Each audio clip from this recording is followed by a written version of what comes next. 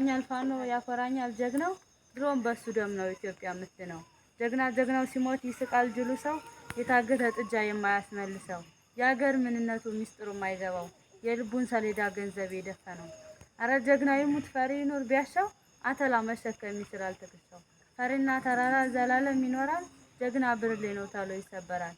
ምነው የጀግና ሞት ለፈሪ ባረገው ወሬ እየሰማ ለሚበረግገው። አይፈሪ ብልጡ አይፈሪ ጠርጣራ ማድረግ እነን ሳይሆን መሆን እንንሰራ።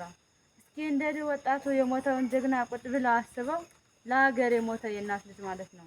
እምዬን ለማዳን ደምን ያፈሰሱ አምላክ ይማርልን ገነትን ይውረሱ። እኛን ለመገመት ሲያመጣ ፈተና ኮቪድ ይመጣ ለማናውቀው ኮረና ማይጠረጥር ብሎት የማያውቅ አማራ። ተነሳ እንጂ ታዲያ ወጣቱ አትፍራ እንዴት አይቆጭም የግፍ ሲሰራ ይላል። በመቀጠል ማቀርብላችሁ ደግሞ ትንሽ አለች የግጥም ርዕስ የሀገር ጀግኖች ይላል። ወንዙን ተሻግሮ ወጥቶ